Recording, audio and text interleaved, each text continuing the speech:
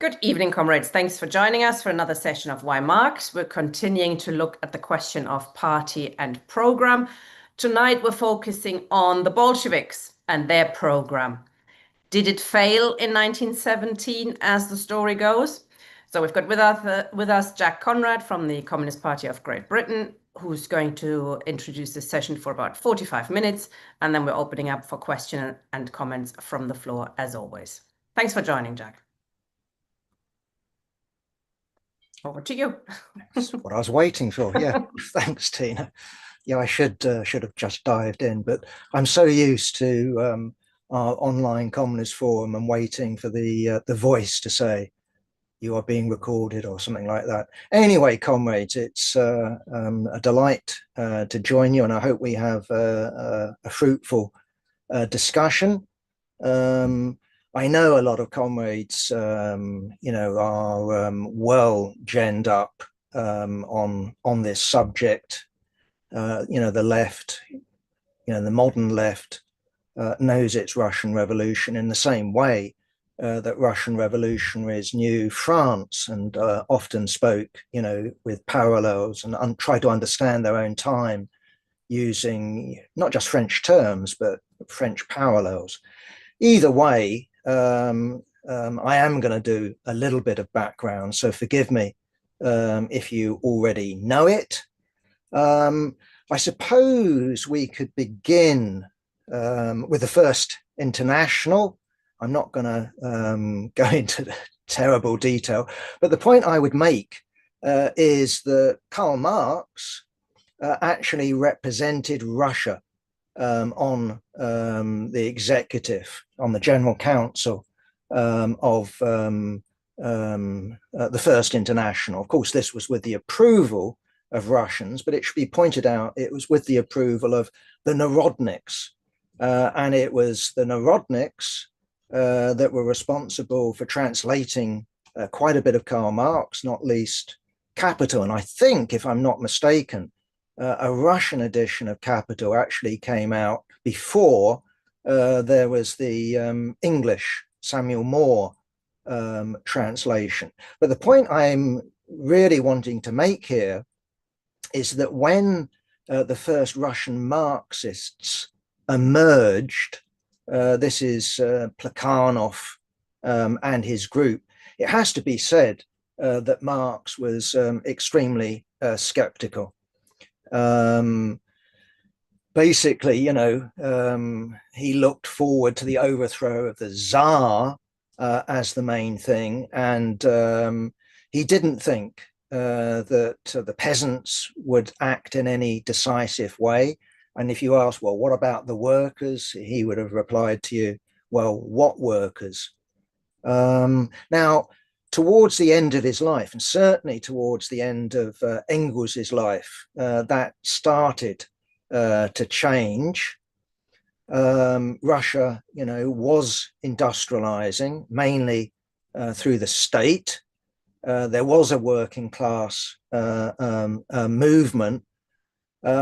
Nonetheless, Russia clearly wasn't what you would call an ordinary European country. It was extremely backward. It not only had the Tsar, it was dominated by agriculture, peasant agriculture, not capitalist agriculture.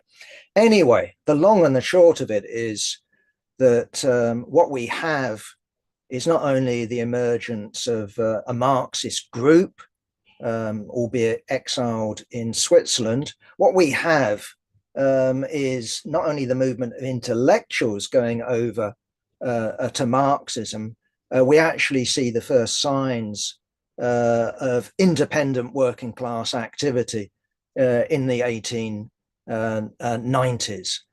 Hence, we get the formation, it was abortive, the formation of the Russian Social Democratic Labour Party. They sent one of their people, Peter Struve, who ended up as a supporter of the Whites, to write a manifesto, not a program, but a manifesto.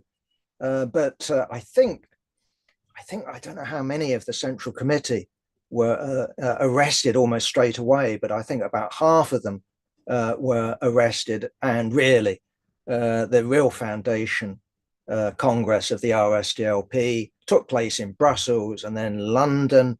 And of course, that was under the leadership of Iskra, the paper that was the sort of brainchild of Lenin, but also in cooperation with the old guys in Switzerland, Plekhanov, Axelrod, and others. And it was their program that had been drawn up, okay, with heated exchanges between Martov on the one side and Lenin on the one side and Plekhanov. They'd drawn up a program, and they took that program. You should read Lenin on it. Didn't like it very much, and Plekhanov didn't like being criticized either for these two upstarts pointing out the inadequacies. Either way, it was that program that the RSDLP Congress debated. There were a couple of amendments not to the liking of the leadership of Iskra, Plekhanov, and Lenin. Nonetheless, that's what is agreed. Now, that program is the program of Bolshevism, but it's also the program of Menshevism. And this program lasted, okay, there were various moves, for example, in 1917 to amend it by the Bolsheviks. This program lasted until 1919. And what's interesting, at least to me, is the argument between Bukarin, who was already arguing in the middle of 1917 to junk the minimum program, wages, conditions, democratic demands, because he thought not only had Tsarism been overthrown, which was true, but he thought that the world stood on the cusp of socialist revolution. And it's interesting that in 1919, Lenin is saying, well, yeah, maybe, but we ought to keep the minimum program because we might be thrown back to capitalist rule. So yes, they did produce a new program in 1919, but still with the minimum section. The minimum section, as I said, deals with wages, conditions, but also democratic demands. The people's militia, the right to bear arms, unrestricted freedom of speech, etc., etc., etc. Okay. So that's the program of 1903.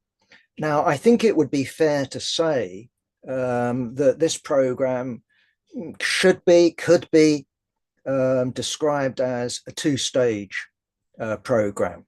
If you look at it, it says the main task that we have, this is, remember, written in 1903, the main task is to overthrow Tsarism. And on that basis, what we can have is a democracy, universal suffrage, a single assembly, progressive laws, but not socialism. It doesn't talk about nationalization, doesn't talk about going towards communism immediately after the overthrow of Tsarism. And certainly if you read Lenin, Plekhanov, and just general Marxists at the time, what they were envisaging is the development of capitalism. I mean, there's no doubt about that. Capitalism would have to do its job, create a mass proletariat, turn the proletariat from being a tiny minority in society to the majority. You could look at different paths, perhaps, for peasant agriculture, cooperatives, the Prussian road, the American road. Either way, I think it would be fair to say that this was a two-stage program. First of all, you overthrow Tsarism. The assumption would be then that universal suffrage would see the majority of the population, peasants, voting for some sort of bourgeois party. And even if it wasn't a bourgeois party, it would be bourgeoisified. as the economy developed along capitalist lines.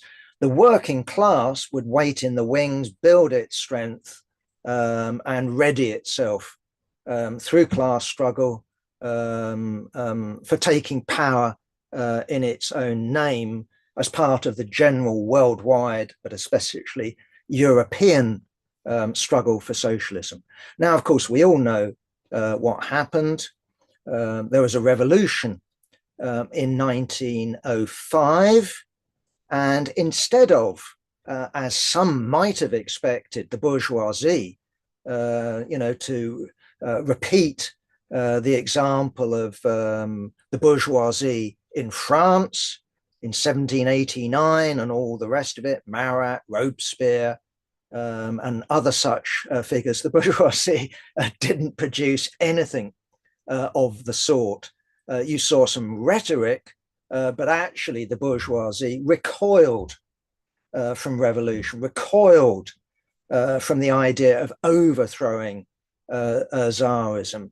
And increasingly its, how should I put it, its programs, its parties reconciled themselves to actually taking a reformist view of Tsarism. And actually, that was something that was anticipated by the Second Congress of the RSDLP in 1903. They described the liberals as basically, although they would cooperate with them, basically described them as reactionary. 1905 was the proof. And what's interesting about 1905 is that both wings of the party, I mean, this is a party in name, remember, in 1903, maybe a few thousand comrades scattered throughout Russia. The party and both its wings actually assume mass proportions. And what we're talking about is Petrograd and Moscow, but not just there. The Bund had already been substantial, but clearly couldn't become hugely mass simply because it limited itself to the Jewish population, which was very important when it came to the first generation of workers. And it should be pointed out, there were an awful lot of Jews in the Mensheviks and a lot of Jews amongst the Bolsheviks. So the Bund didn't exclusively organize the Jewish proletariat or the socialist intelligentsia who were Jewish.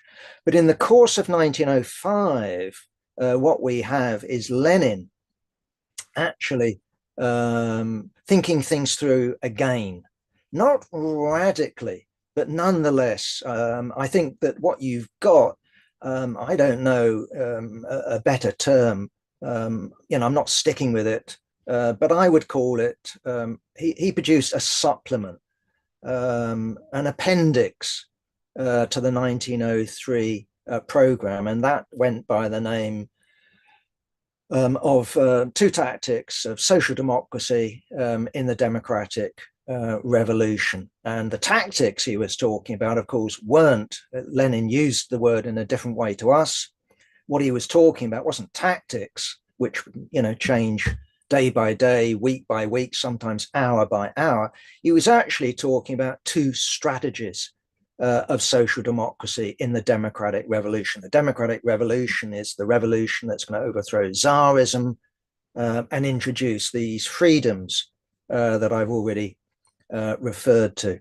Now, the Mensheviks were definitely looking to the liberal bourgeoisie, and they talked about pushing the liberal bourgeoisie into a struggle with Tsarism. They recognized the possibility that the bourgeoisie weren't going to be particularly keen, and they actually put forward the idea that, okay, we carry out the revolution, we get rid of Tsarism, and the we there is the working class, acting in the cities. We get rid of Tsarism, but then, having carried out this revolution, we retire to the wings and we constitute ourselves. This is a phrase from Karl Marx. We constitute ourselves a party of extreme opposition. We don't participate in any anti-Tsarist government. We don't participate in a government alongside the bourgeoisie. From Lenin's point of view, that's fine. I don't want to participate in a government with the counter-revolutionary bourgeoisie. But what about the peasantry? What about the peasantry? What about the working class leading the peasantry? And what about the working class not only overthrowing Tsarism, but having overthrown Tsarism, constituting itself part of a coalition that Lenin described as, what was it, the revolutionary democratic dictatorship of the proletariat and peasantry. Well, the revolutionary is quite straightforward. The democratic is quite straightforward. Dictatorship, this word is starting to move a little bit. I think we can say that what Lenin meant by it at the time would be the decisive rule of the majority. And that is the proletariat and peasantry. Now, Lenin was very open-ended about who would have a majority. This would be a provisional government. And what he was banking on wasn't so much the peasantry simply following the proletariat, which was a minority in Russia, but if this revolution could spark off Europe, then the proletariat would be in a hugely strong position. And this was sort of Lenin's position in 1905, in the summer of 1905. His pamphlet, Two Tactics, was printed in the many thousands. It would have become, how should I put it, I don't know about the Bolshevik Bible, but something along those lines. It's what constituted Bolshevism when it came to strategy. If we look at earlier Bolshevism that emerged out of the Second Congress, that was very much more concerned with organizational forms and whether you compromise with economism or whether you compromise with the Bund. Lenin at the time, 1903, one step forward, two steps back, and all the rest of it, said, well, this has got the seeds of a deeper opportunism. He's referring to the Mensheviks, but really things come out in 1905, and the Bolsheviks, develop the program, or how should I put it, add color to it, extend it, fill in empty spaces. Okay. I'm then going to jump straight over to the war. And I suppose we can just say that most of the Mensheviks adopted what they would have called revolutionary defensism. Some took an internationalist position, but what I would stress in terms of revolutionary defensism was the idea, this is what they were expressing, we're talking about before the overthrow of Tsarism, what they were saying verbally was that we're going to overthrow Tsarism, and that will be the best way to defeat Germany, or actually to defeat Germany's invasion of Russia. Russia, lost loads of territory, and that's what they were saying. Now, the Bolsheviks, Lenin, he had his position in Switzerland of revolutionary defeatism. That separated him from the centrists, that's Trotsky. And he said, look, it would be better if Russia got defeated than its victory. And we revolutionaries, are not going to be held back by questions of defense of Russia in terms of our aim of overthrowing Tsarism. Now, we know Tsarism collapsed February, March 1917. Initially, you had a provisional government that consisted of Duma deputies, cadets, and the like. You did have them being joined by one socialist, Kerensky. But as 1917 went on, more and more, bourgeois ministers went, more and more socialist ministers came in, and what we had the Bolsheviks charging them with is actually what you are. You're tied to the imperialist aims of Tsarism. You're locked in to the imperialist alliance with Anglo-French imperialism. And although they didn't have the evidence, we know it now, they very much suspected that the war aims of Russia included seizing Constantinople. I think it was still called Constantinople in those days, Istanbul, and the Bosphorus, and giving them access, giving Russia access to the Mediterranean.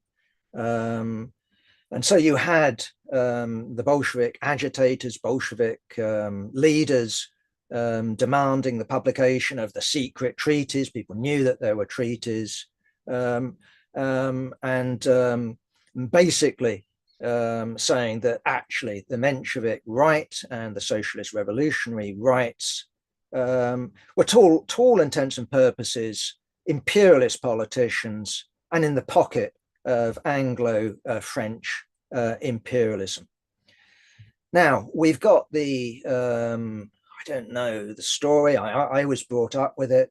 It's a very widespread story, not just, one particular strand of thought on the left, but the story we've got, that comes to us is that Lenin's in Switzerland. We all know about the sealed train coming back with Zinoviev, arriving at the Finland station in Petrograd, being greeted as a hero. There's the socialist ministers with their flowers. Lenin basically saying, using an Anglo-Saxon, fuck off. And Lenin then turning on the Bolshevik leaders in Petrograd, in particular Stalin and Kamenev, who'd come back earlier than Lenin from their exile in Siberia. They take over the editing of Pravda, and we have editorials in particular by Kamenev that come out with things like, we will support the provisional government if they do X, Y, and Z. So if they go for a democratic peace, if they distribute land to the peasantry, if they institute elections to the Constituent Assembly. Now, the story we have is that Lenin was furious with this, and it could have been true that Lenin was furious with it. But we also have the idea that what Lenin did, he talks about old Bolshevism and it's useless now, and we've got to begin anew and all of that sort of stuff. And he also has the idea, remember, he's proposing it. Let's junk this name, RSDLP. Marx described social democracy as a pig of a name.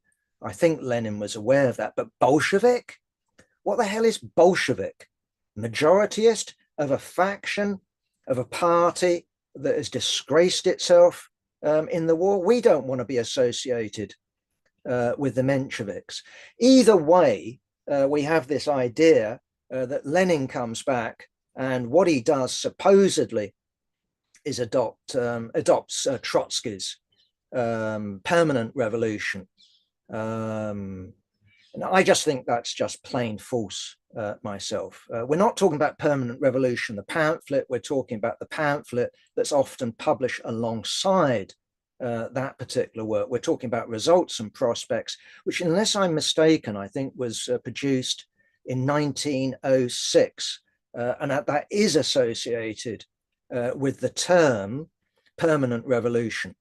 But also, if you look back at Lenin, summer of 1905, this pamphlet I've already referred to, the Bolshevik supplement to the program, what Lenin comes out with, and I'm not reading it in Russian, I'm reading it in English. And in English, permanent revolution of Trotsky is translated permanent revolution.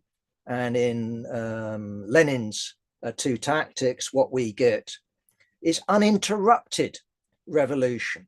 Now it's interesting. I don't know if you can see behind me, I've got Hal Draper's volumes. He actually says, well, if you want to get the idea over, uninterrupted revolution is a better description of both programs, because what we're talking about isn't something like I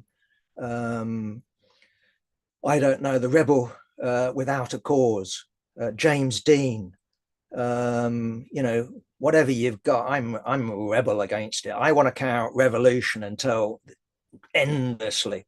That's just my personality. No, what we're talking about actually with Trotsky and actually with Lenin is we will carry out this revolution uninterruptedly until we arrive at working class power. Now, this is an idea that had been originally come up with, not the term permanent revolution, but this idea of uninterrupted revolution and the working class coming to power was originally thought up by Marx, 1848, 1849, 1851, that sort of period.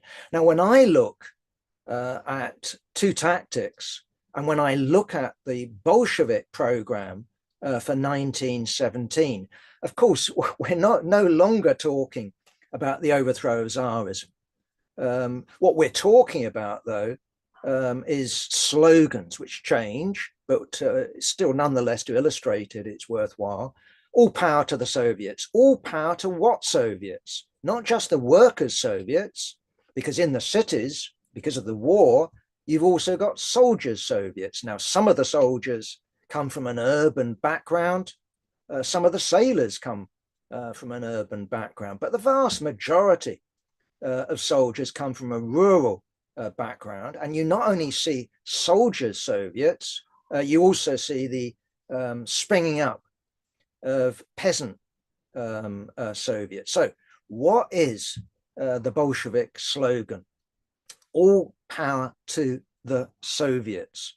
To me, it's the revolutionary dictatorship of the proletariat and peasantry, concretized in conditions that no one had expected of dual power, because you had a provisional government, the Tsar had been overthrown, but also the peculiarity of 1917 until October/November was the leaders of the Soviet, not least leaders of the workers' Soviets, the Mensheviks, socialist revolutionaries had some support in the workers' Soviets. These people were keeping in power the provisional government, but crucially carrying out the policy of the bourgeoisie, of imperialism. That was a peculiar situation. And basically what Lenin put forward in the April thesis was quite correct. We have to win the majority. And yeah, he had an argument with Kamenev. If you want to read the best account of that, I do recommend Lars T. Lee. You can find that on John Riddell's website, but also in the Weekly Worker. We had a sort of division of labor with Lars. We've not only put it up electronically, we've also printed Lars's comments. Either way, his argument was that the Bolsheviks didn't have to go through some, I don't know, born again experience with Lenin coming back from Switzerland. They were readily equipped. Yeah, there had to be adjustment throughout 1917, but interestingly, if you look at Lenin, he's very quickly back together with Kamenev as one of his major lieutenants. And what you see in terms of them is a joint argument against comrades in the Bolshevik Party on the left who attempted to overthrow the provisional government, which they could have done. But Lenin says, Kamenev says, wait for the peasantry. We need a majority in the Soviets. Anyway, I'm going to come to an end. Suffice to say, if we look at the first Soviet government, what we see is not only Bolshevik commissars, Bolshevik ministers. We see them being joined by the left socialist revolutionaries, a coalition government. The socialist revolutionaries have their main base amongst the peasantry. According to what I've read, I mean, I've got no strong opinion on it. It could well be right. Trotsky persuades Lenin to wait for the Congress of Soviets.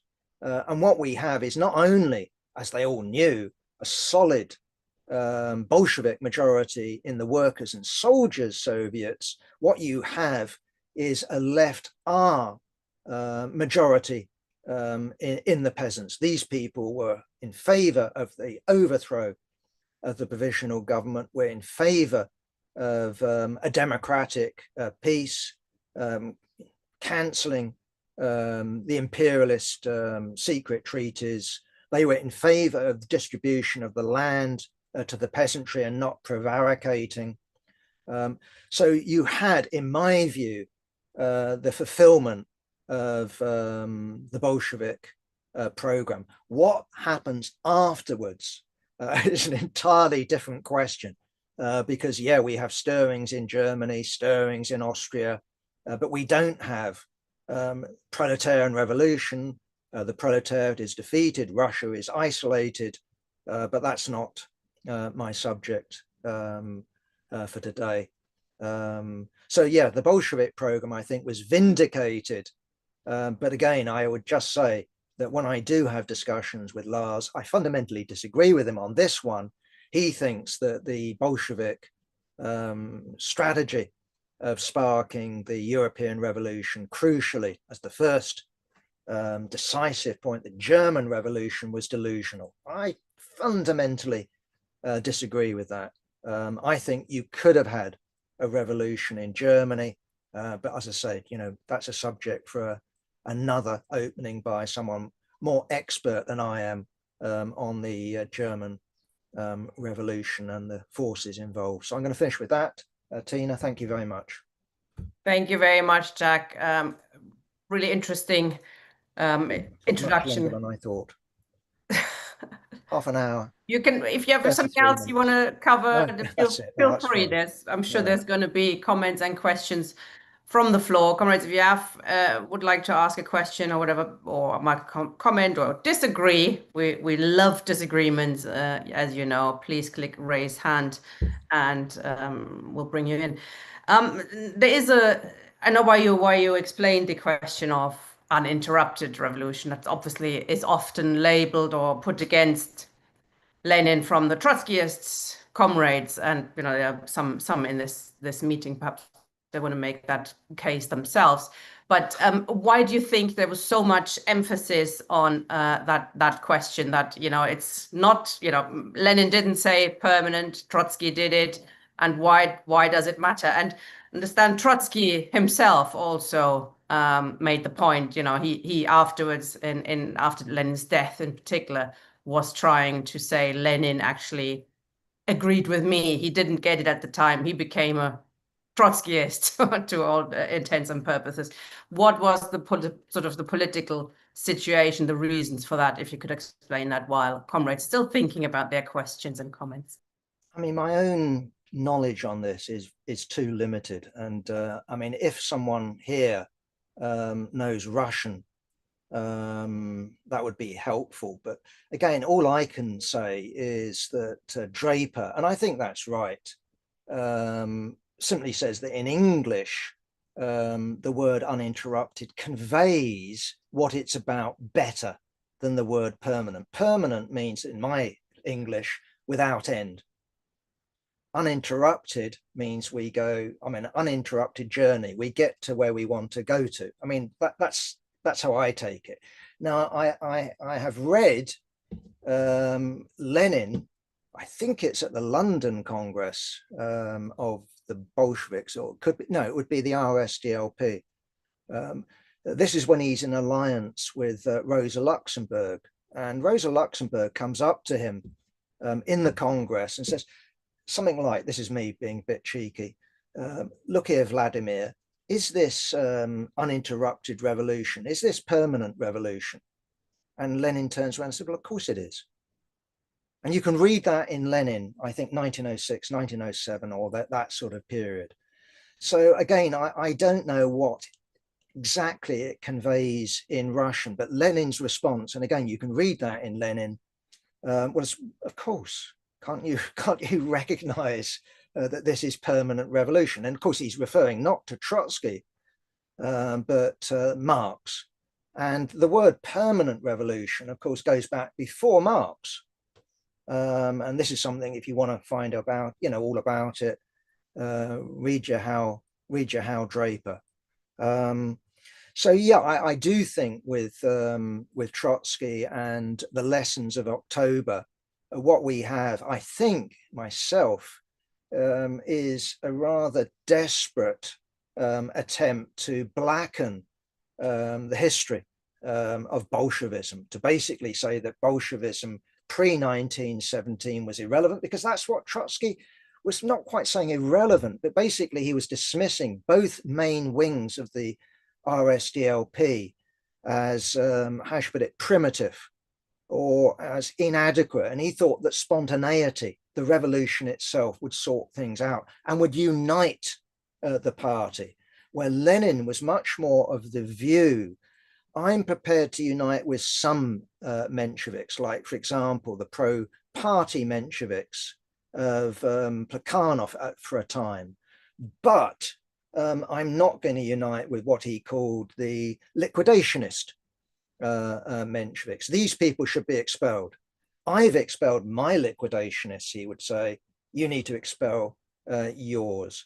Either way, I would say that if you look at, and I think I'm right, if you look at Trotsky's permanent revolution, he makes the argument, and I'm not someone who's done the scholarship, but he argues Lenin never actually read my work, i.e. Results and Prospects. He said that because he gets it wrong, and he's not arguing with me.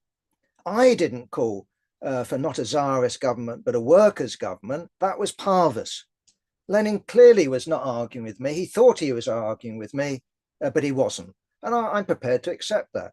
And so what you get is a factional war between these two individuals. Lenin is the leader of a big, important faction. Trotsky is a nothing, except he's brilliant. He's a brilliant, annoying, pain in the ass writer, right? Who really must have niggled Lenin. And he goes around organizing, I don't know, sideshows and buggering up Lenin's plans. That's how Lenin, I would suspect, viewed him until they eventually unite. And even that was a difficult thing. I think Trotsky, for example, said, I know he said, I've read the minutes, Zinoviev, Kamenev and Lenin visit the inter-district meeting that Trotsky joins when he comes back from exile. And Trotsky says, you've got to change the name. I hate the name Bolshevik. I've argued against Bolshevism all my political life. I'm not going to start calling myself a Bolshevik. And just reading my old friend Lars comments, well, actually, I think Lenin would have liked to have junked the name. The problem was that the masses knew the Bolsheviks as the Bolsheviks, and to have junked the name then and call themselves communists would have just caused confusion. The Bolsheviks were loved by the advanced section of the working class. That was their party. And as 1917 went on, they won the majority. So I suppose that the word majority stopped being associated with this obscure fight in London of 1903 and became known, I'm only guessing, but became known, these are the majority in the workers' Soviets. Either way, I don't think that there was a particularly useful polemic between Trotsky and Lenin then, except to add, if you read an associated pamphlet alongside Results and Prospects, Trotsky talks about a civil war. If we take power, there will be a civil war against between the workers and the peasants, and we will lose unless there's a European revolution. Lenin says, well, there might be, but we can actually maintain an alliance with the peasantry and the workers. But I can't really, you really have to ask someone along like Lars T. Lee, I think, to get a better insight into that question. I don't think there's much of substance there. That's my opinion. Thank you. In terms of the development of the Bolsheviks program, that's what you described. You described not as a break, but as a development. Of course, if the top of your program is down with the Tsar, and the Tsar's down, then you have to amend your program and be flexible, and think of other more pertinent demands, etc. So there's a certain flexibility there of the Bolsheviks that we can view in this period. Could you describe a bit more, perhaps, how the changing situation, that we don't produce something that's in black and white and is forever valid, but that we have to understand how things are changing, how the Soviets are dominated by sort of the right, not the most radical forces, how that influences our program. And then also length of program would be an interesting one to look at, because we're having discussions now. We've had discussions in the communist fusion process. We're going to have discussions in the Corbyn party that's about to be launched, we hear, and that's going to be short and snappy. And there's something to be said for having slogans, isn't it? I mean, peace, land, and bread went down very well with the people in Russia. But of course, there was more to it, wasn't it? It wasn't just peace, land, and bread. It was a full program that explained to the working class what the Bolsheviks, the communists, try to achieve. So if you could say a couple of things on that. And comrades, we haven't got anybody with their hands up. So if anybody would like to ask some questions or make some comments or disagree, please do. Thanks, Jack. A couple of things. I just noticed my friend Alan Gibson in chat. I normally can't see. That's why I've been doing that, to put my glasses on. But Alan, I don't know whether he was being facetious. Oh, Trotsky. Yeah. Chair of the Petrograd Soviet, he said. Well, yeah, and it's interesting that if you read Trotsky, what you've got is a whole series of instances of cooperation between the Bolsheviks and Trotsky at that time. That's absolutely right. So I don't want to convey the idea that Lenin's view of Trotsky was he was just a literati. No, in 1905. He took a leading position. He was arrested, sent to prison. Nonetheless, if we look at Trotsky's own words, he said, well, in terms of the party, Lenin did all the real work. I mean, okay, we don't want to turn it into one individual. But what did Trotsky's contribution consist of, towards the party? Nothing serious. I don't think there's any doubt about that. Yeah, okay, good point. Land, bread, and peace. We have had arguments, I remember, with George Galloway and Respect. There's an organization, because you just think of the word respect, and that's, hey, and if you say that one of them stands, I don't know, what did it stand for, socialism, and one of it stands for something else, that's basically all you need. What's interesting, this isn't the program, by the way, the program's in this book. That's why the minutes of the Congress, that's why I'm sort of referring to. What's interesting on that score is that the RSDLP program, for example, on agriculture, i.e. land, is incredibly detailed.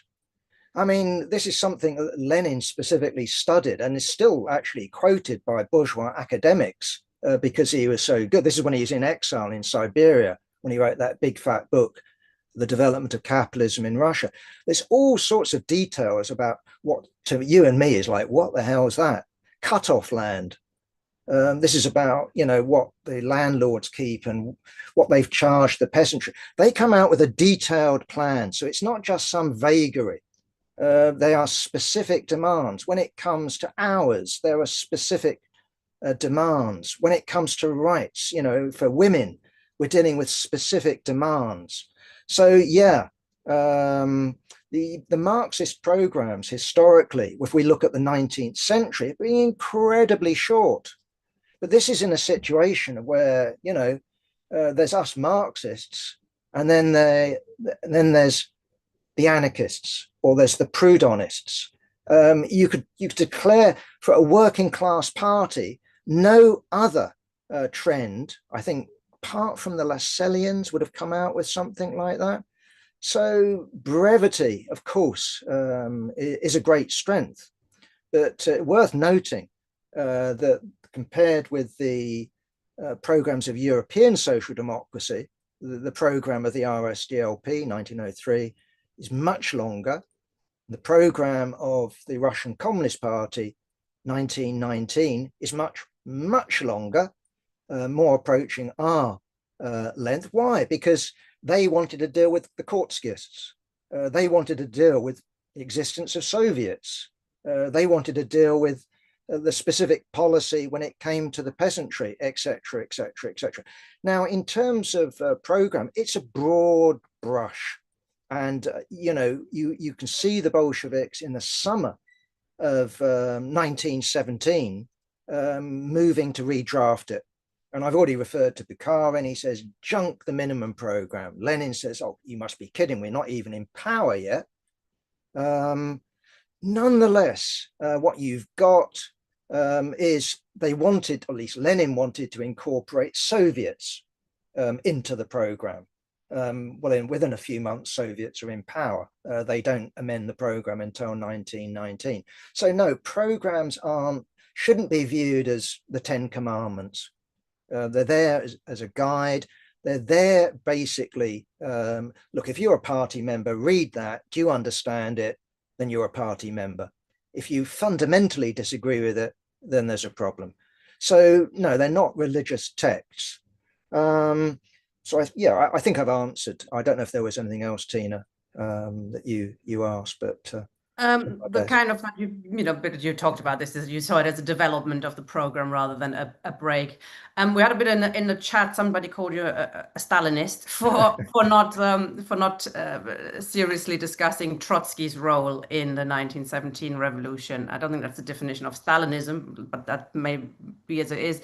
But could you maybe explain your view on? Well, I don't mind. I mean, clearly.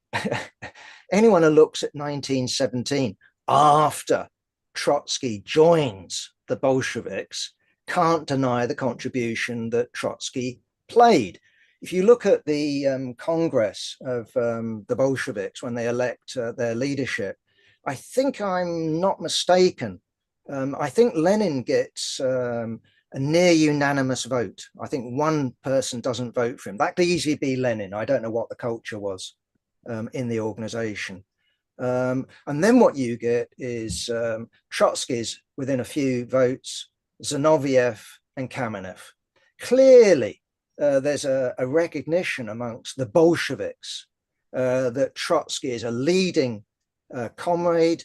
Trotsky becomes the leader of the Revolutionary Military Committee of the Petrograd Soviet, becomes the effective organizer of the October Revolution, and of course goes on to become the real architect of the Red Army. No one can take away that, and I'm not trying to take away that.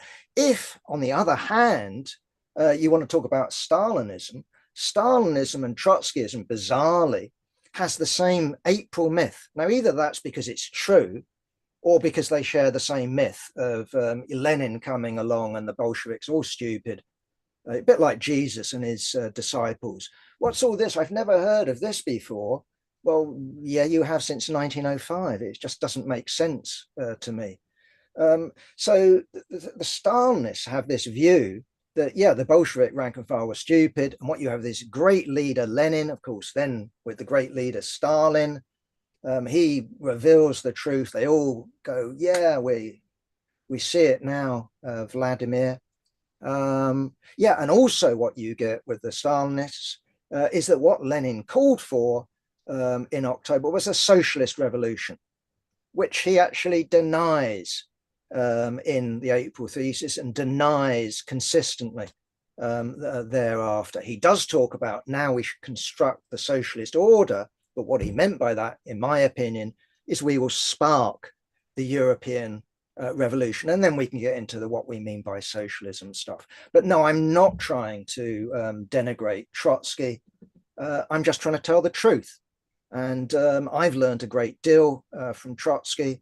I admire his writings. I think, tell me anyone who's, not read, or who has read, excuse me, who's read, for example, his history of the Russian Revolution. And okay, we can criticize some aspects of it historically, but as a writer, my God, and you can see why, factionally, he was such an opponent for Lenin.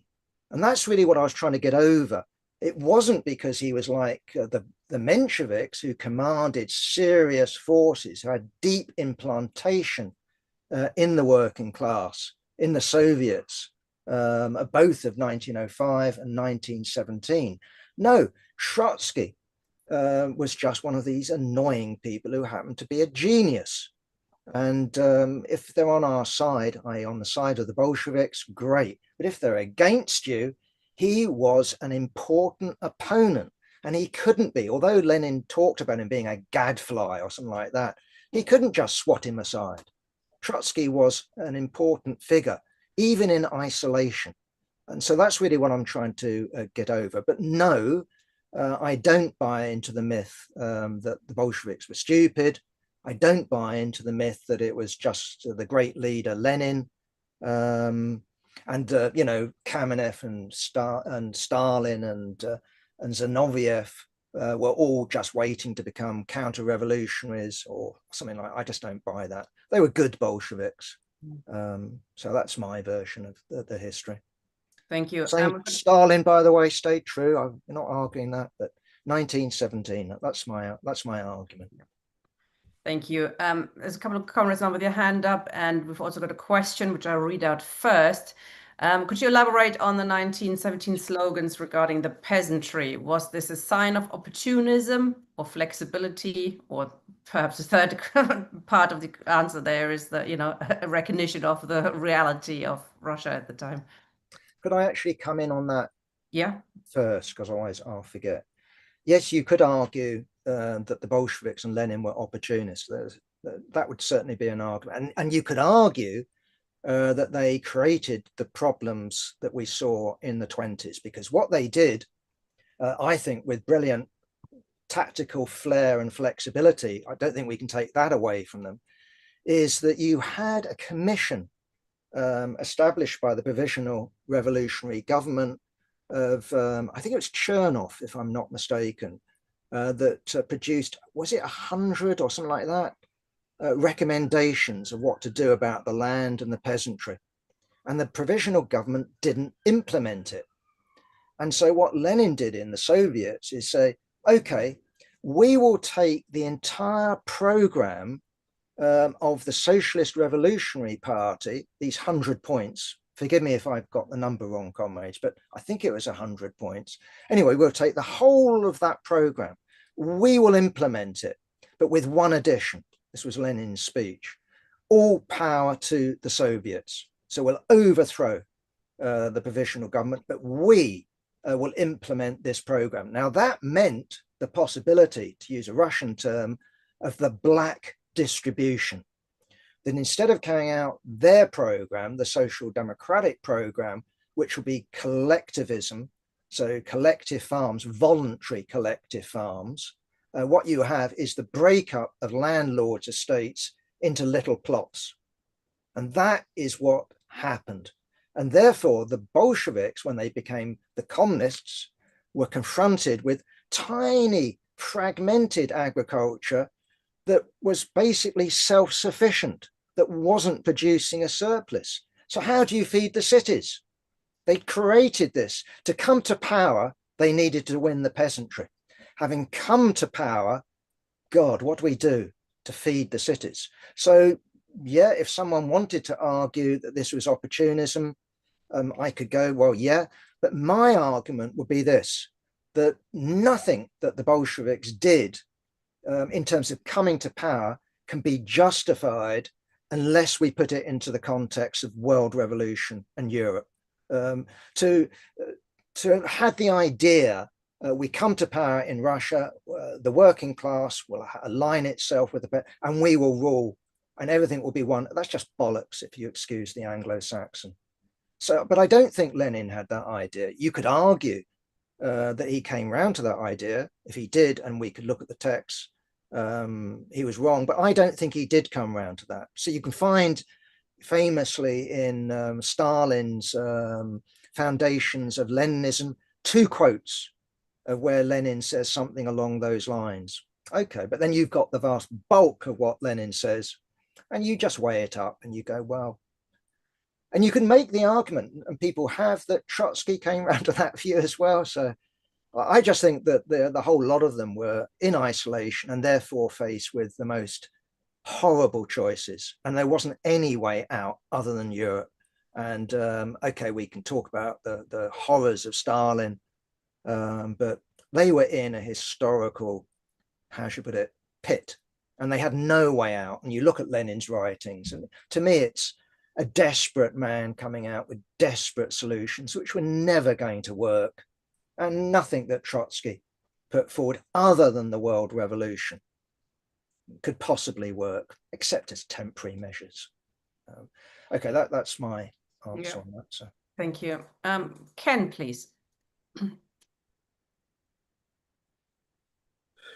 Hello.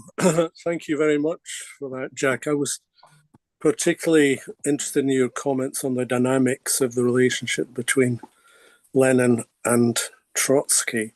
You made reference to the fact that when Lenin returned, he wasn't pleased with what Stalin had done, but beyond that, you haven't said too much about Lenin's relationship, interaction with Stalin during this period. Now, that may be because there's simply not much evidence to substantiate that, but I'd still be interested to know if, at this early stage, what the dynamics between Lenin and Stalin were and how far that foreshadowed what was to come. Thank you. Again, could I answer that? Sure, go ahead. Build up a... Yeah, I actually think, Ken, that I mean, Stalin was an important guy. So if you look at the Congress before Lenin arrived, he's delivering reports and stuff like that, but he's delivering it as number 2. It's Kamenev that's in charge, really. It's Kamenev that's coming out with the lead articles. Now, again, I think Lars has done a really good job on this question. So Lenin comes along and says, you shouldn't be offering any critical support whatsoever to the provisional government. He wants to draw these absolutely sharp, razor sharp lines, right? Now, again, we then come into personalities, we come into politics, and then you look at what actually happens. And I've already raised it, you know, publish the secret treaties. Democratic peace. So Lenin has sort of denounced Kamenev, but then he sort of, without saying it, he starts putting into practice, if I can coin the term, Kamenevism. Right? I mean, I think that's fair. Now we then get into October and the role of Kamenev and Zinoviev and their scabbery.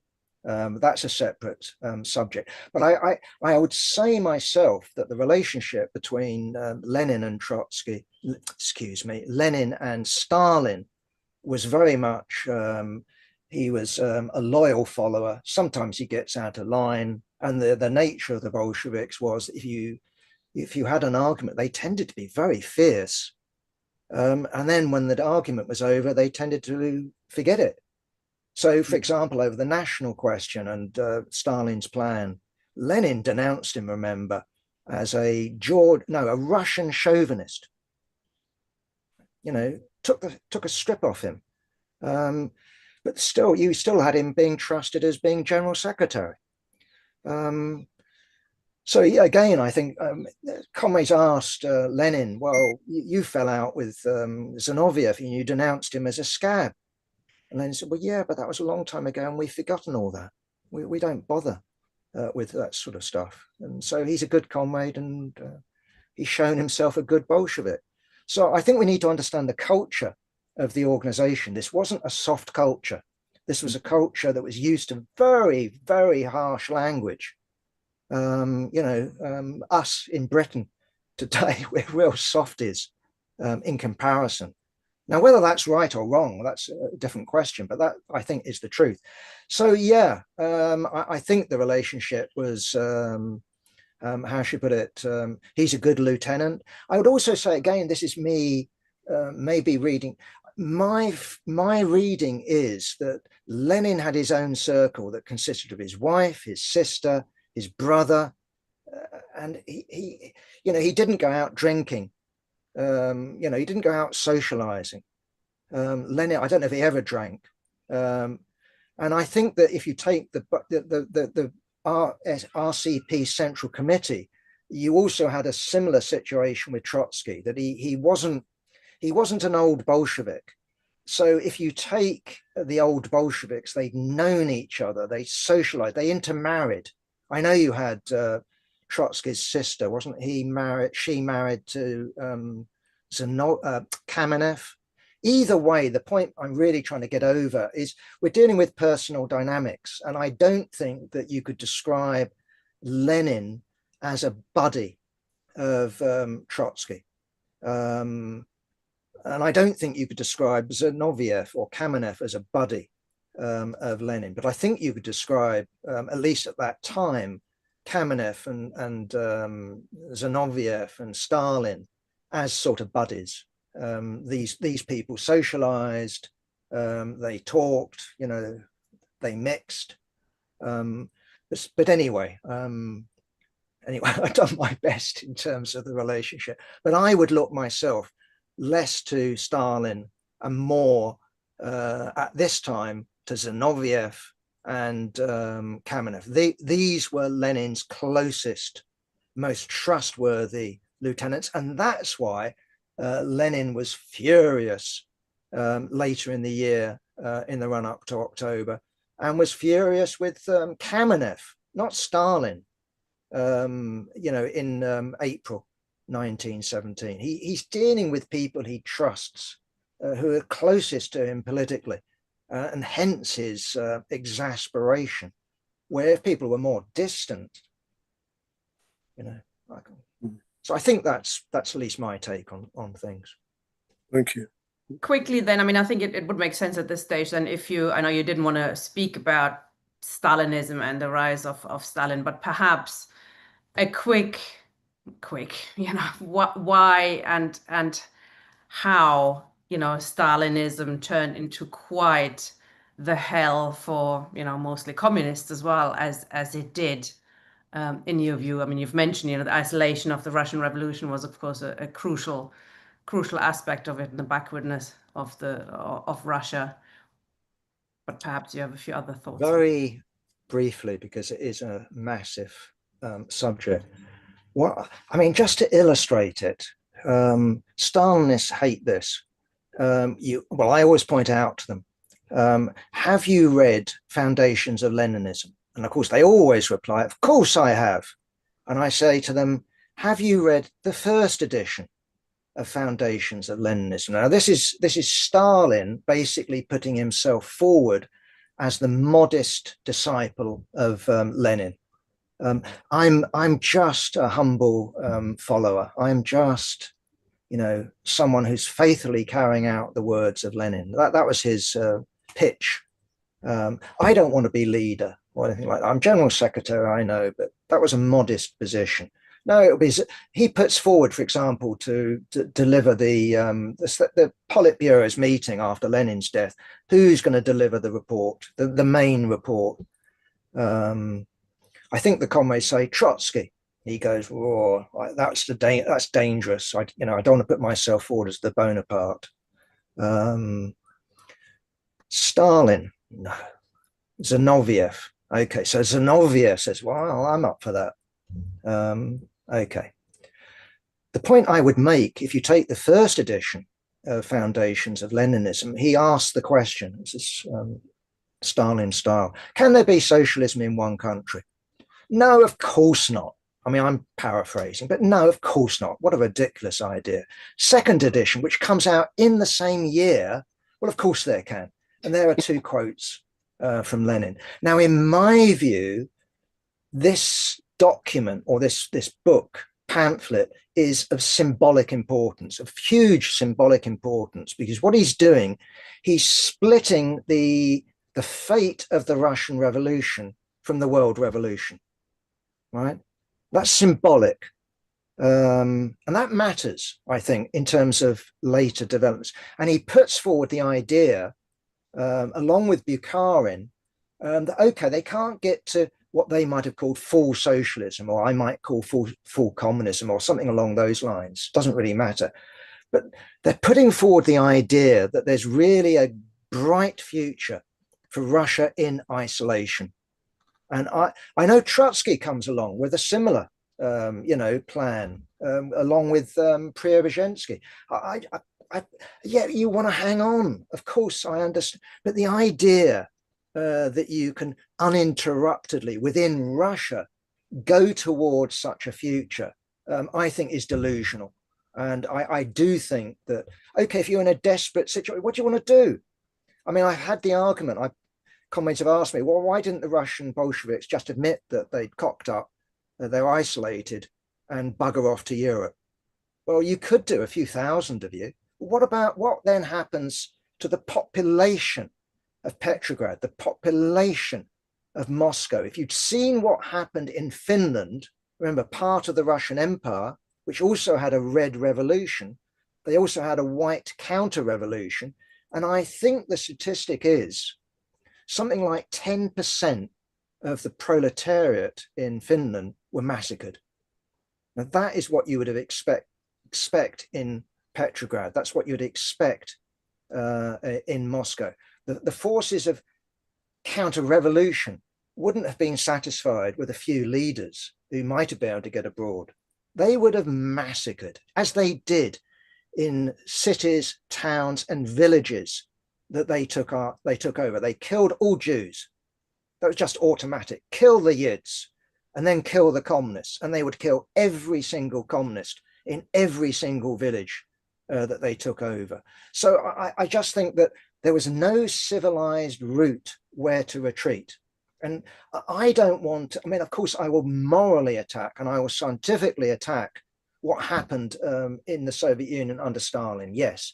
But I'm not going to set myself up and say, well, in 1918, 1919, 1920, if only you did this, if only you did that. And I know so much better because of, I've got the advantage of hindsight. I think that if the German Revolution didn't happen, they were lost. And it's a bit like looking at the Paris Commune. Marx said, well, you've done it, and I didn't advise you to. But if you've done it, you need to go out to the peasantry. You need to go out to the rest of France. Well, they didn't. What happens? You're lost and you die. So, tens of thousands of communards were killed. Tens of thousands were exiled. I just think it's one of those horrible, horrible periods of history, which we're still paying for because we haven't critiqued what happened, not thoroughly critiqued it. Trotsky came along and said, oh, it was Stalin and we needed a political revolution and there's only a thin strata. I just don't think that works. It was property relations. It's abandonment of Marxism, in my humble opinion. So what can I say? Why Stalin? I think that was accident. He was general secretary, had a position about, but you had, Trotskyists talking about Trotsky should have carried out a military coup. Maybe it would be more civilized, but a military coup. What would he have done with Stalin? What would he have done with Zinoviev and locked them up in, secret police head. He'd have to. What would he do with the majority of Bolsheviks? He said, this is a military coup and we're going to fight you. What's he do? So he didn't do it. But lots of Trotskyists say he was tempted. Some say he wasn't. But okay, so you go for a military coup. You carry it. Would the army have gone with him? I'm very dubious, but okay, you carry out a military coup. You suppress the Communist Party or you transform it. I can't see how anything good would have come off that. You could argue, and I know Hillel Tikhtin has, that you wouldn't have had the massacres of the 30s. I don't know. I don't know. I don't think any of us know. I don't put it down to the uniquely evil one individual. Stalin wanted to wipe out the Bolshevik Party because the Bolshevik Party had this memory of proletarian internationalism. And if you went for a military coup, they'd still have this memory of democracy, I think. So what do you do about that? So I don't think there are any easy answers, but what we need to be doing is not coming out with excuses, not coming out with trite remarks. We've got to really, in my view, take up the task of Marx and investigate Russia with the sort of, or Russia, Soviet Union, with the same sort of thoroughness that Marx began to examine capitalism. Of course, he didn't get anywhere near completion, but it does say something for us, 100 years after the event, that we've got so little in the way of any worthwhile theory about the Soviet Union. Very, very little. Very good answer. Alan is asking in the chat, did you say that Trotsky was putting forward something like socialism in one country? Yeah, there's a book. What's his name? I think Anne. I don't know if Anne's. Oh, Anne lives with you. Sorry. Yeah, I think her former tutor put forward that argument. It's not my argument, but you can make that argument. There's a lot of stuff, about, if you look at Preobrazhensky, for example, Trotsky's economist. I mean, why did he go over to Stalin with the launch of the 5-year plan? He said, well, this is our plan. It's not quite our plan, but this is what the left opposition has been arguing for. And I would say, well, there's more than a grain of truth there, Alan. So, yeah, I mean, I'm not arguing that, but you could legitimately argue that. And you also can legitimately argue that Preobrazhensky didn't make a fundamental break when he went over to Stalin. He paid the price. He was executed, but he along with Pleitikov, former left communist, played a leading role. Wasn't he the deputy, heavy industry minister or something along those lines? A key role. And maybe, well, again, Trotsky made the argument, didn't he, quite rightly, that Stalin stole our program. Okay, carried it out, not over 20 years, but in a few years. So the super industrializers were sort of like, what? Nonetheless, it was their sort of program, primitive, what they call primitive socialist accumulation. Wasn't Stalin's idea. That idea wasn't originally Preobrazhensky, but he developed it most rigorously. Stalin simply took it, stole it. So this is the program of the left opposition.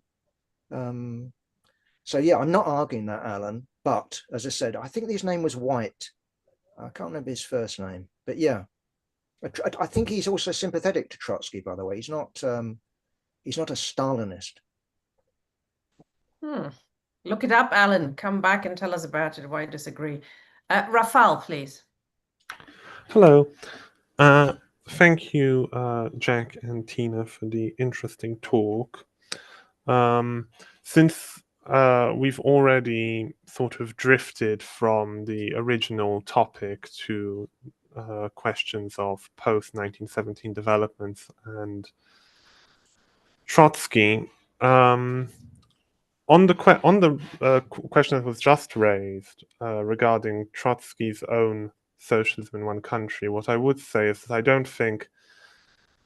I think that Trotsky, if you consider socialism in one country to exclusively be the sort of necessary adaptation of the Soviet regime to the conditions they found themselves in of counter-revolutionary encirclement and siege, then obviously Trotsky had his own fear, because everyone in the Bolshevik Party was trying to figure out a way to survive, how to draw out for another few years and await the international revolution. I think to some extent, at least until I'd say the mid-30s, even Stalin was still holding out for an international revolution. But I think that the difference is that while Trotsky and the super-industrializers, and obviously with Preobrazhensky, had a plan for, turning the peasantry into an internal colony and practicing primitive socialist accumulation in order to perpetuate to proletarianize the peasantry and perpetuate the Soviet state. I do think that there's a crucial difference there between that and socialism in one country, in that they nonetheless never admitted and aggressively argued that nonetheless without international revolution socialism would not be possible. So I think there's a critical element of socialism in one country that's missing from any formulation of Trotsky's. As to my main point, I'd just like to slightly push back a bit more than others already have on the question of Trotsky being this scribbler who happened to be a genius on the sidelines of the party. I think calling him a nobody is, I mean, I don't know if you'd stand by that. I think that's very unfair. I don't think Lenin would spend so much time polemicizing so aggressively with someone he considered a nobody. I understand that, saying that Trotsky had no contribution to the party. I just don't think that holds up, just because he didn't belong to either of the main factions of the RSDLP. I don't think you can say that he had no contribution to the party in building the party. A man who makes no contributions to the party and is a nobody doesn't become the chairman of the Petrograd Soviet. I think Lenin in 1905 was the nobody who no one was paying attention to, and the eyes of the world were on Trotsky. The eyes of the international working class movement and of the Russian working class were on Trotsky. I think that's in large part why Lenin spent so much time polemicizing with Trotsky after 1905 so aggressively. And on that point, I'd like to point out just one instance where I think that there is a case to be made that Lenin, so to speak, came over to Trotsky's camp in 1917. I don't have the specific citation, but I believe it's from a series of exchanges in 1907, where, in the aftermath of 1905, Trotsky's published Results and Prospects. Lenin's published Two Tactics of Struggle, and Lenin is at this point still making the argument on the alliance between the workers and the peasants in alignment with the SRs and with the cadets, and arguing for unity between the workers and peasants and the peasantry in total, while Trotsky is making the argument that no, the peasantry has strata. There is a upper peasantry, a rich peasantry, a middle peasantry, and a poor peasantry, and that the workers can make an alliance with the poor peasantry, but not with the rich peasantry. And Lenin is denying this in these polemics. And I think that in 1917, we definitely see Lenin come over to that side of the argument. Lenin is then acknowledging that the peasantry is divided, and he, in fact, is arguing that we need to mobilize the poor peasantry against the rich peasantry and bring the middle peasantry over to the side of the workers. So I do think that that is a concession to the argument that Trotsky is making in 1907. As to the point, and as to the point of Trotsky's argument that an alliance between the workers and peasants will end in a civil war. Their class interests contradict each other.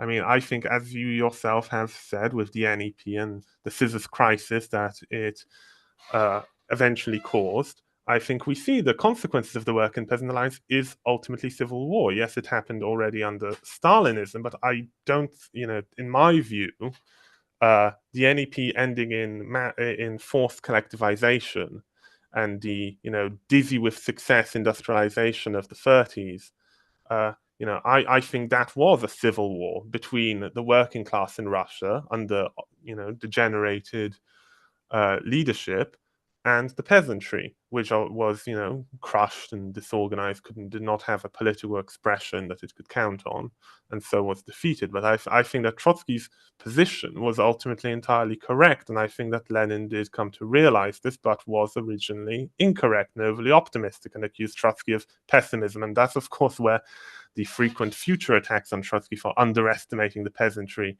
and for pessimism that would doom the Russian Revolution come from. Anyway, I'd just like to hear your thoughts on that. Thank you. Thanks, Rafa. Can I come back? Sure. Great. Okay, well, just on Stalin, this is in his defense. What you'll find in Foundations, okay, this is 1924, he asked the question, does this mean, i.e. you can have socialist development or development towards social, does that mean that we can get to full socialism in isolation without the advanced countries? No, of course not. So socialism in one country, it's a sort of, it's a phrase, and we don't want to take it as absolute, and as an absolute literalism. So I don't think there's any doubt that if you take, for example, Stalin after World War II, you can argue he's forced to Sovietize, to use a phrase, Eastern Europe. But if you read him, I think he wants to spread the system. He also wants to come to a deal with the imperialists, and if the imperialists don't come to a deal, he's even more keen on spreading the system. So we can get into the, I mean, it's like Brezhnev, Angola and Mozambique, So, but again, this is not really the subject of, I say tonight, we really have strayed a long way. Okay, that's my argument on that one. So these people weren't just narrow-minded. We've got to stay. They weren't isolationists, that we can do everything in Russia or anything like that. Okay, well, of course, in any description, we can all use words.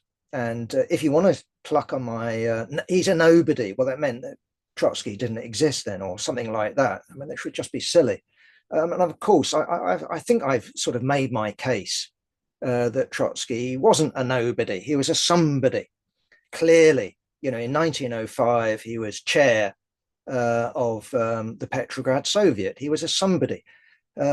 My argument is that if you take him after that, and you take him all the way to 1917, when he joins the Bolshevik party, tell me, comrades, what was his contribution to the party?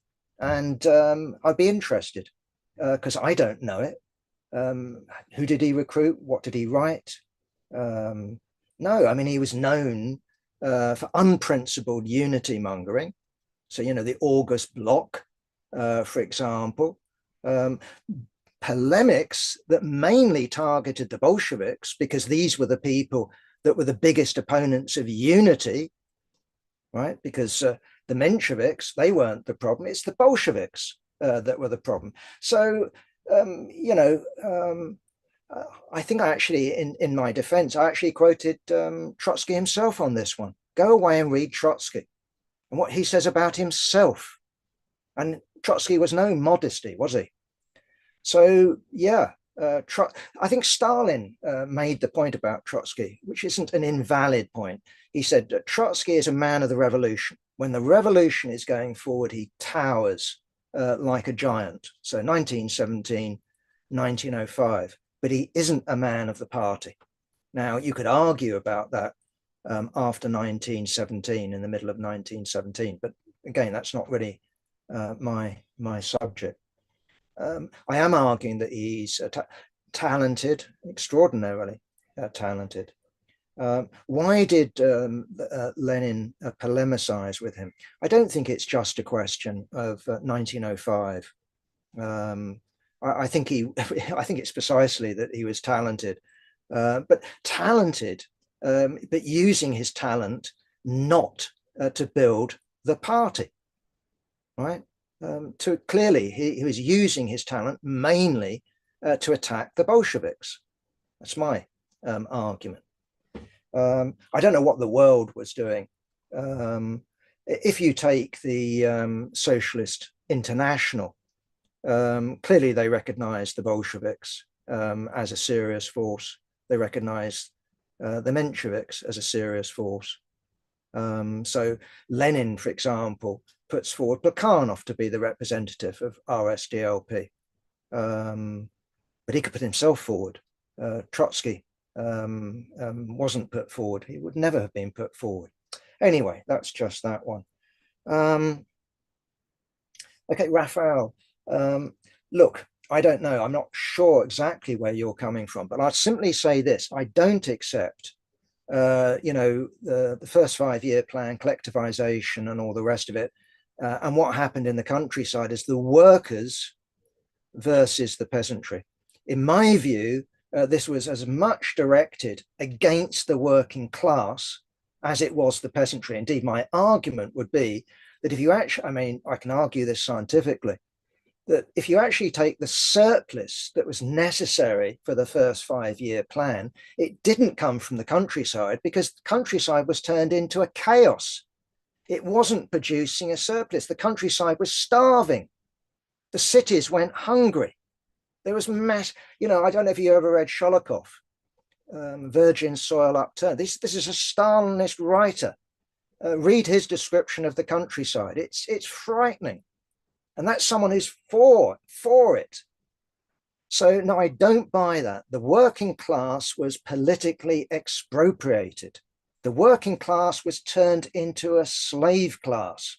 The peasantry were re-inserved. Okay, to use, maybe we need new words, but that's the words I'm going to stick for, is extraordinarily shorthand description. The working class was an exploited class. It was not the ruling class.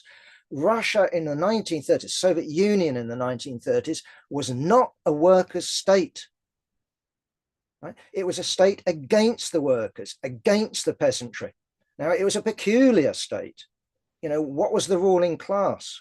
Was it capitalist? Ant is going to come in and tell us that it was capitalist. So it didn't have money, didn't have capital accumulation, didn't have wage labor. It was a peculiar capitalism. As far as it wasn't capitalism, it was something else that needs to be understood. But it wasn't a workers' state.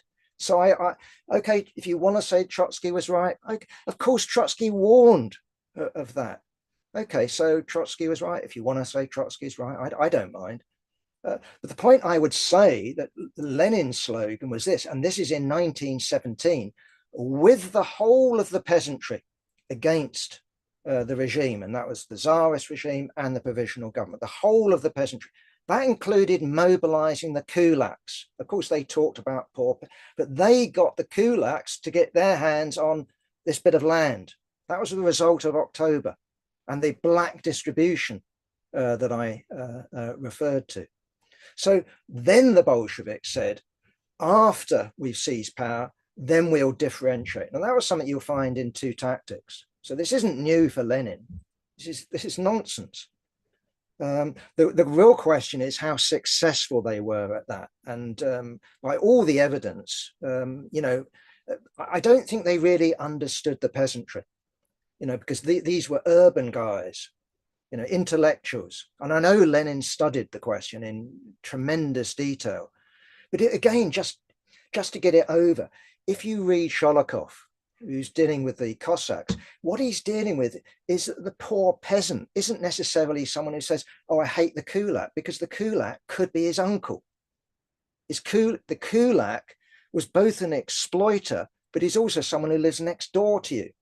You might want to marry his daughter, or, these people were intermixed. It was complex. So, yeah, they tried to do those politics. But by all accounts, it wasn't very successful.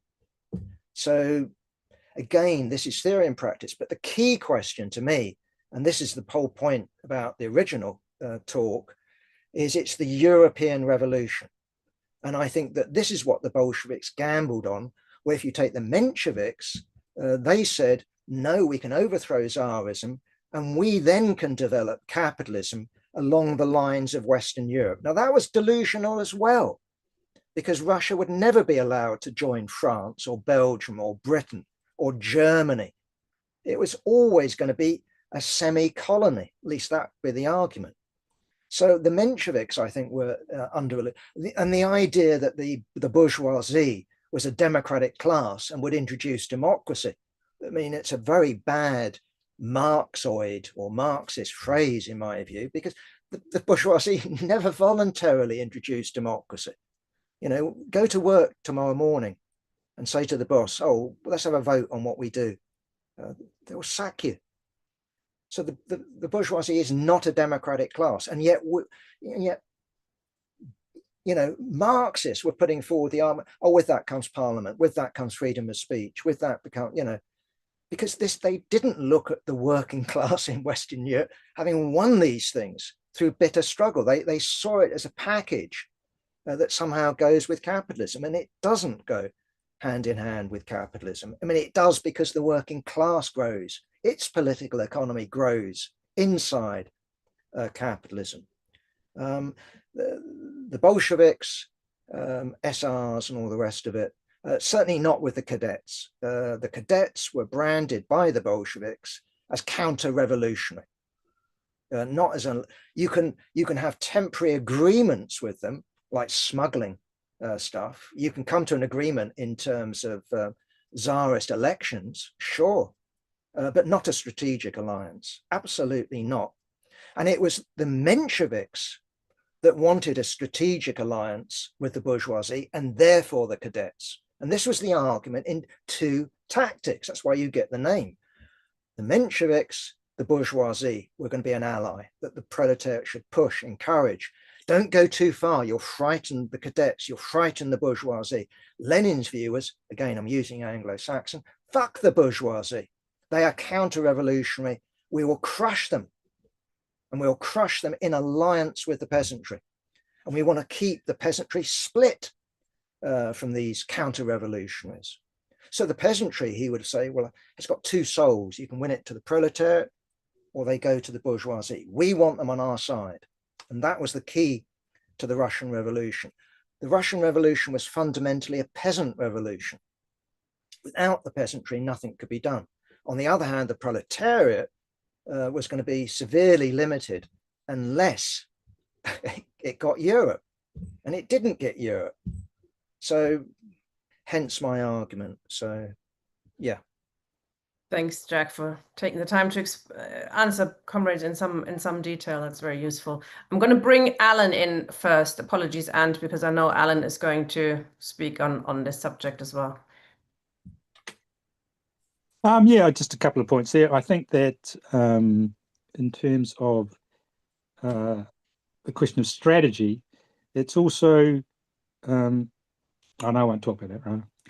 So back what I was going to talk about. What I want to talk about is the question of Trotsky and oh shit, sorry. You want me to bring Ant in first? You want to gather? Yeah. Sorry. Okay. Ant, go on then. Get down. Sorry, dog. Sorry. Am I on? Yes. Yeah, go on, Ant. Okay. I suppose, I think Jack before was sort of like second guessing what I was going to say. So I'm going to try and give him the slip. I said, I agree with what you said, Jack. I thought, a lot of good points. I think, specifically the lack of any sort of way out, given the failure of the wider European Revolution, the German Revolution in particular. But I'm going to perform as you expect. Actually, I'll admit it. Proletarian revolution is not like bourgeois revolution. The bourgeoisie can build its power within feudalism, and all it's got to do is place its representatives at the top, and it's basically that the job is done. I think Lenin wrote that the democratic republic is the ideal shell of capitalism, but the proletarian revolution is a different thing altogether. It cannot be done by representatives acting on behalf of the class. So, for example, let's talk a few figures. The Bolshevik Party in the autumn of 1917, it did grow massively. I think it hit about 300,000 members. But you've got to think that in Petrograd alone, I think at that exact moment in time, there were 2 million people. That's one city. What I think is the issue that we're butting heads on all the time. Is the relationship between the party and the class, and the necessity of class organs. I'll just quote you.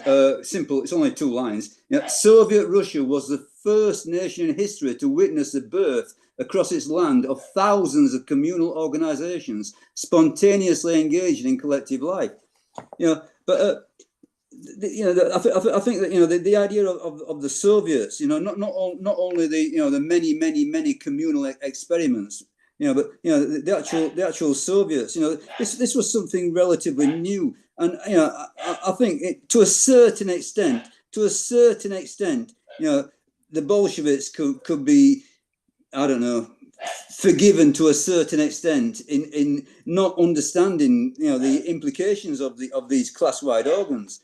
But when you have not got these class-wide organs, when the Soviets died off, a lot, civil war, people leaving the cities because they were starving. When the Soviets became empty shells, when the Bolsheviks started, introducing a whole series of measures which led to a party state, then the revolution was over. Yes. I'm going to give you another quote from 1952, the platform of the Internationalist Communist Party. At no time and for no reason does the proletariat abandon its combative role. It does not delegate to others its historical mission. It does not give its power to anyone, not even its class party. There must be proletarian power, proletarian democracy, expressed through its own class-wide organs. Okay. I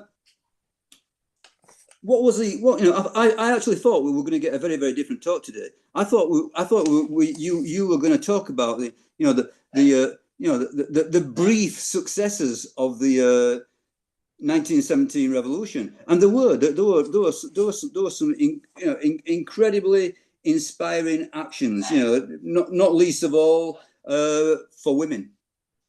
That's just mentioning one aspect of it. But you never really went into what was good about 1917, and there was plenty of good about 1917. But no, there's no getting round the fact that it could not be sustained simply within Russia. The conditions in Russia were akin to the Black Death. Yes. Basically, the working class to a large extent was simply wiped out. Definitely, the Soviets were reduced to empty shells. So there was no Soviet power. There was no power in the hands of proletarian organs. Beyond, I don't know, early 1920s. Yes, and the party state which replaced the Soviet power of 1917 was, in fact, the expression of a victorious counter-revolution. Okay, what was the essence of this Bolshevik program that you talk about? The title of this current episode, the Bolshevik program. I think it boils down to one line: all power to the Soviets. That was the essence of the Soviet program. They didn't have a worked out economic strategy. I quoted in the chat that only the working class could create socialism. Yes, only the masses themselves could create socialism. There was no economic plan, nor could there have been an economic plan. Yes, and then I'm to the end now, Comrade. Yeah, okay. I'm going to go. The last thing. As regards, the way the episode has actually developed, it's because Trotsky versus Stalin, Stalin versus Trotsky. Trotsky was right, and Trotsky contributed little, or Trotsky was wonderful. But I'm going to say, for solutions, we have to look beyond Stalino Trotskyism. They've got far more in common than what differentiates them. Trotsky could not accept that the counter-revolution had in fact occurred. He maintained that the Soviet Union, was something to defend. So right up to his death, World War II, defend Russia, and I'm going to say that made Trotsky a counter-revolutionary. Okay. Just to clarify, we've had a session on the Russian Revolution a few weeks ago where we discussed those issues. Tonight was about the Bolsheviks and their program. That's why we didn't go over the whole revolution again. Jack, do you want me to bring Alan in first, or do you want to? Okay. What time do we finish? Well, 15 minutes, I think. I think Alan should come in then, and then I can wrap things up if that's okay. Thanks. Yeah, well, I think sorry about that. Before we've got this new puppy, and he decided to piss on the floor. Then it kind of threw me off. Actually, picking up from what Anta's saying, the question of program is very important in the period of the Russian Revolution, and I think I agree with much of what Jack outlined in terms of the revolution was dependent on it spreading, particularly through Europe, and when it failed, people were writing about this. They were discussing it. What the fuck's going to happen? The Germans have fucked it up. Anyway, and they want to sort out what will happen with the Soviet Union. And they all think that capitalism will come back. There'll be another white terror. But instead, this other thing happened. And in terms of, we can look back at all the decisions the Bolsheviks took, and we can look back with hindsight, which is going to infect how we think about it, because we know what things led to. But they were just doing their best. And then something happened, and something new was created. Now, I disagree entirely with that there. Well, not entirely. No, I don't. I think because I give more weight to the Soviets than perhaps the CPGB does. But Trotsky certainly wasn't a counter-revolutionary. But the question I think we agree on, those two positions, the one I hold is a slight variant in between them, is that there needed to be a revolution. So what was the program against this thing, whatever you want to call it? Don't want to call it a worker state, don't call it that, call it something else. I don't care what you call it. What's the program to deal with this thing, which is causing a huge amount of problems because of the politics that it spreads, which are effectively no internationalism and conciliation with not just compromise, but taking that to another stage, which finds fruition in the Popular Front, with capitalism, and particularly international imperialism, and the betrayals of revolutions that occur because of that, and the betrayals of pre-revolution situations, which we don't know so much about. But so we all agree there needs to be a revolution to get rid of that leadership and to put the working class into power, probably through some kind of Soviet-ish kind of thing. But what do we do when that thing, whatever it is, that power, the state power, it's because it's a real state power, it didn't wither away at all, got more consolidated. What happens when that finds itself in a conflict with capitalist restorationists, either internal or external? And that's where this discussion has taken place and developed. That's, I think, the interesting question which was posed for, I imagine, most of the audience for a good chunk of their political lives before 1991, when that question was resolved. What do you do in relation to that? do you take a military side? And I know you disagree with the idea of military and political. I don't know what Ant thinks about that, but do you take a side while still being for a revolution to overthrow that the bureaucratic whatever class caste whatever the thing that's running the show, as opposed to the working class running the show? So I in terms of program and thinking about it in those terms, I think that's a key question if you're going to discuss at all how communists should respond to the that society. I call it a deformed worker state. Some people call it bureaucratic socialism. Some people call it state capitalism. But what do you do in relation to that if it finds itself in conflict with any kind of capitalism, but I guess specifically imperialism, which would be the force leading the attempts to overthrow whatever it was and to bring in capitalism. So I'm interested to know what Ant thinks about that, because I don't think I've heard you say that, but probably isn't time for that. I'll have to arrange that some other time, but I guess you can respond to that, Jack. And sorry if that was discussed at the previous session. But that, I think, is the important political question to talk about it, not so much about the internal stuff or even, finish. Sorry, going on about that. Thanks, Alan. Yes, I suspect over to you now, Jack, to reply to both Alan and Ant and sum up. And perhaps we could, as a final thought, when you're summing up, also what we can actually learn from the Bolsheviks' attitude to program and their flexibility, etc. in that period, in 2 sentences. Wow. Yeah, we've travelled far and wide, haven't we? Yeah. I'll do my damn best to come back to program at the end, because That'd be great.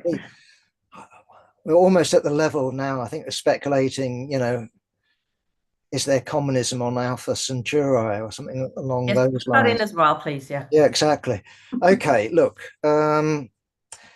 the bourgeoisie. Well, the bourgeois revolution has taken different forms, and I would simply put in the English Revolution and the French Revolution. I don't know enough about the Dutch revolution, so I'm not going to go there. But there was a mobilization of those below, and certainly in France, that occurred in no uncertain terms. And I think, and this is what I argued earlier on, this was the model that Marxists picked up, and this is the sort of attribute, the sort of features that they projected onto the bourgeoisie. So when the bourgeoisie didn't perform, I'm not saying it threw them. It threw them into something of a crisis. They had to think things through.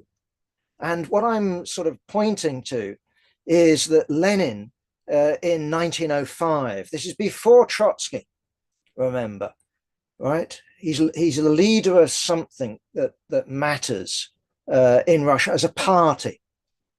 And he's coming up with this idea that not only the bourgeoisie counter-revolutionary, but we, the working class, can participate in not only overthrowing Tsarism, but a post-Tsarist regime. This was, I'm not saying, well, it had its elements of novelty.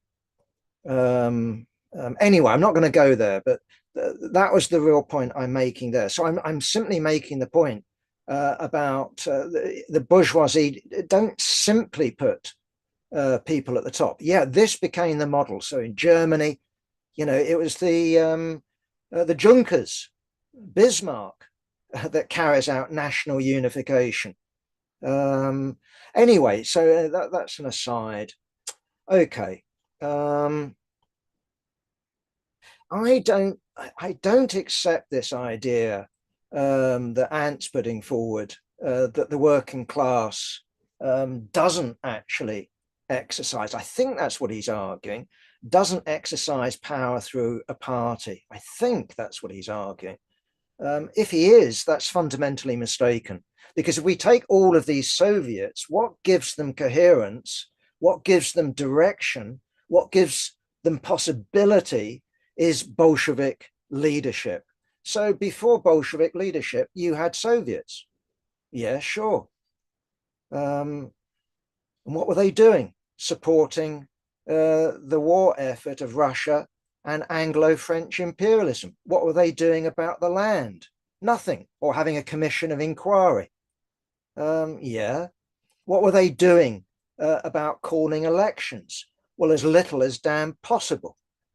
So Soviets by themselves, no. And I certainly don't think that you're right, that you would sum up the Bolshevik program by saying it was simply all power to Soviets. No, it's definitely not.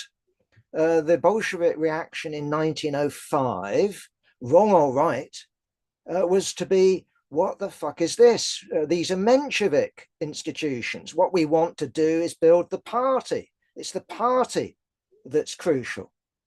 It's true in 1917 that they end up with a majority, but you have in the middle of 1917 Lenin saying that the Soviets are dead because of the Menshevik right SR leadership, and he looks to things like shop stewards committees.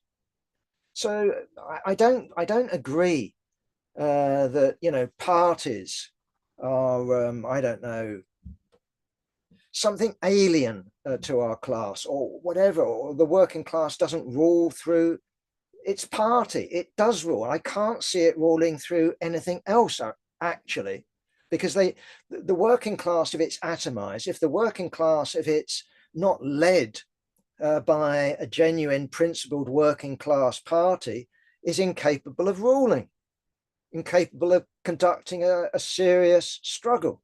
So myself, I think that the party is crucial.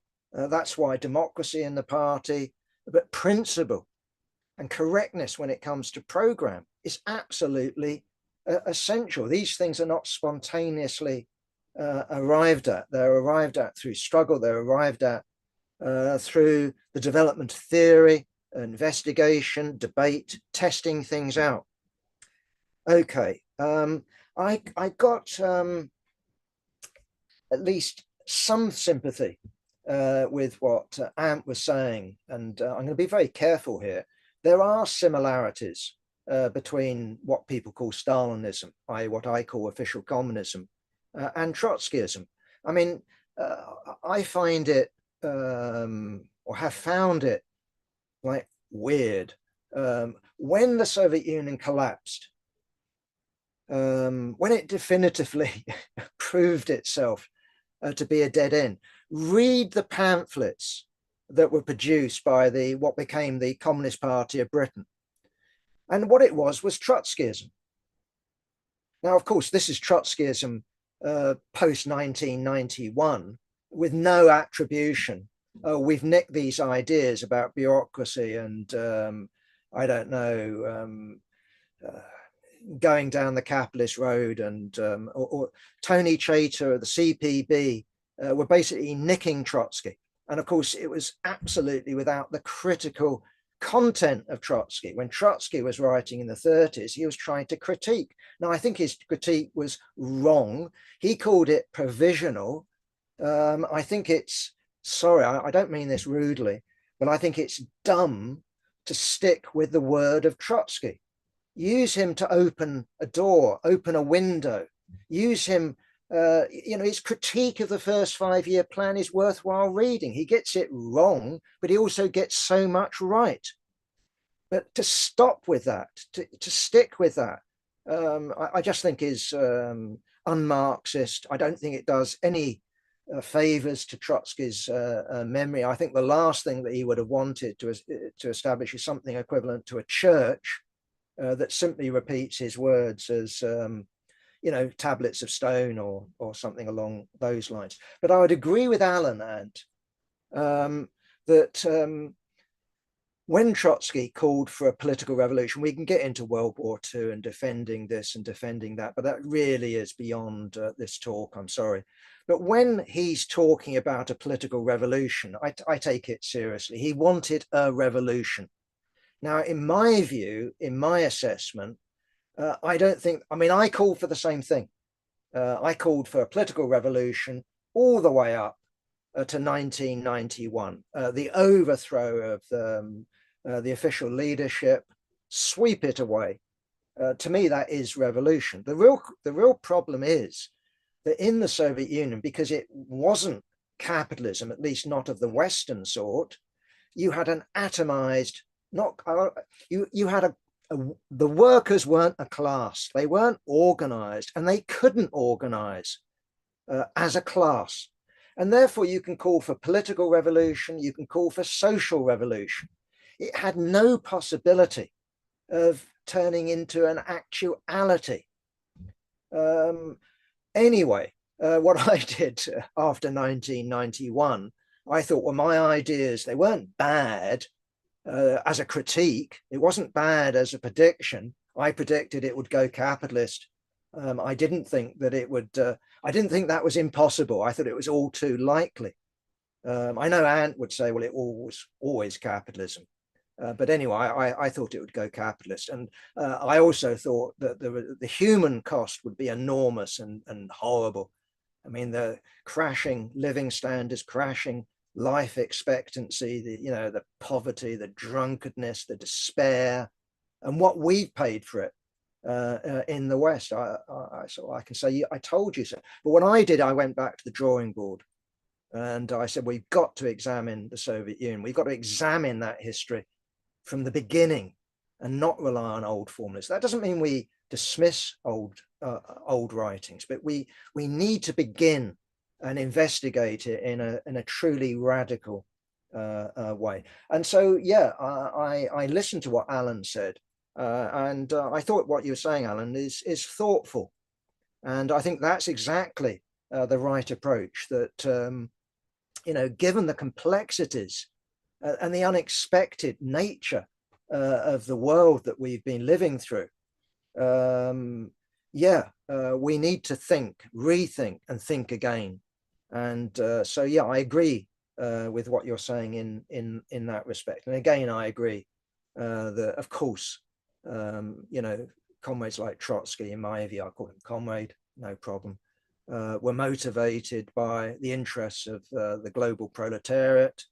I think Stalin was until you start to get him more being aligned to this social, whatever you want to call it, I'll call it a bureaucracy, and you get the bureaucracy turning from being a part of the working class to turning against the working class, turning the working class into a slave class. I said it before, the peasantry turning them into class for exploitation, a serf class. So what I've tried to argue is, I think that the Bolshevik program, taking it in its broadest sense, was vindicated in 1917. And I've said all the time that this was predicated on the European Revolution.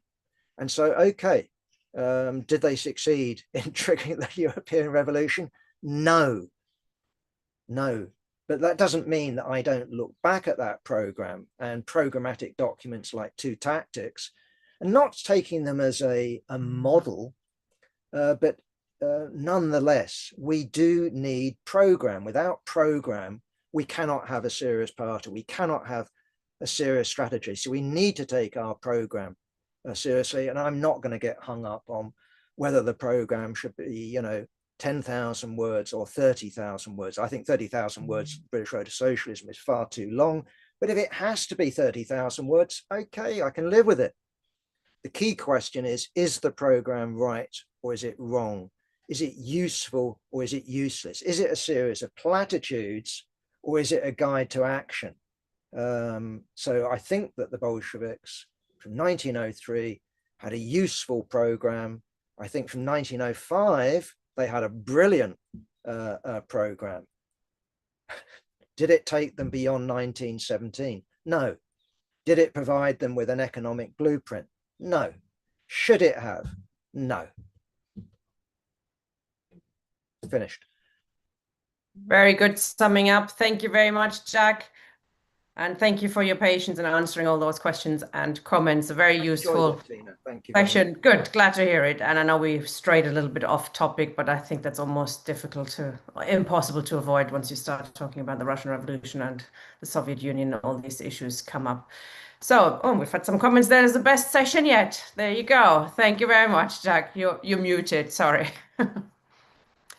Thank you. Did you want to say something? Just joking, Tina. It's the only one he's attended. No, surely not. I'm sure our comrades have watched many, many sessions. Thank you very much, comrades. And we